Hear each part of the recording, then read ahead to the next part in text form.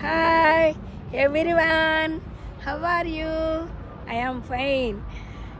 Today నేను అన్నం తినేటప్పుడు ఏ శ్లోకం చదవాలి ఇది అందరికీ తెలుసు, కానీ నేను చెప్తున్నాను. తెలియని వాళ్ళు కూడా ఉంటారు కదా, చిన్నపిల్లలు కానీ పెద్దవాళ్ళు కానీ.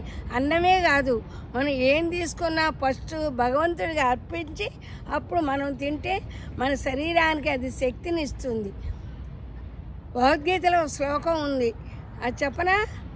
బ్రహ్మార్పణం బ్రహ్మవిః బ్రహ్మాగ్నౌ బ్రహ్మణాహుతం బ్రహ్మైవ తేన గంతవ్యం బ్రహ్మకర్మ సమాధినా అహం వైశ్వానరో భూత్వా ప్రాణినాం దేహమాశ్రితా ప్రాణాపాన సమాయుక్తః పచమన్యం చతుర్విధం.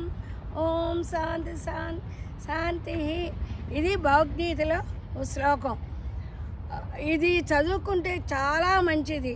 నేను టీచర్ జాబ్ చేసినప్పుడు మా మేడము చిన్నపిల్లలకి భోజనాలు పెడతాం కదా, మేము టీచర్లు అన్నమాట. వాళ్ళు భోజనానికి బాక్సులు ఇంటి దగ్గర నుంచి తెచ్చుకొని అది ఓపెన్ చేయంగానే 100 మంది భోజనాలు చేసేటప్పుడు మేము చెప్పి వాళ్ళ చేత అనిపించి అప్పుడు భోజనం చేయిస్తాం అన్నమాట.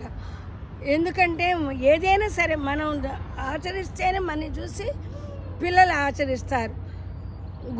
గురువు మార్గంలో పిల్లలు నడుస్తారు కదా, అందుకని మేము చదివి మేము నేర్చుకొని వాళ్ళకి చెప్పేవాళ్ళం. అది ఎలా చెప్పాలో స్లోగా చెప్పనా? బ్రహ్మార్పణం అనండి. బ్రహ్మవిః బ్రహ్మాగ్నౌ బ్రహ్మణాహుతం బ్రహ్మైవ తేన గంతవ్యం బ్రహ్మకర్మ సమాధినా అహం వైశ్వానరో భూత్వా ప్రాణినాం దేహమాశ్రితా ప్రాణాపాన సమాయుక్తః పచమన్యం చతుర్విధం. ఓం శాంతి శాంతి శాంతి. మంత్రం అంటే ఏంటి? వినంగా శ్లోకం అదే మంత్రం అవుతుంది. మంత్ర ఆధీనం ఎవరిలో ఉంటుంది? బ్రాహ్మణులో ఉంటుంది. ఆ బ్రాహ్మణులు ఎవరు? మంత్రం చదివిన వాళ్ళందరూ బ్రాహ్మణులే. ఓకే, మీరు కూడా నేర్చుకుంటారు కదా. ఓకే, కామెంట్ రూపంలో మీ అభిప్రాయం చెప్పగలరు.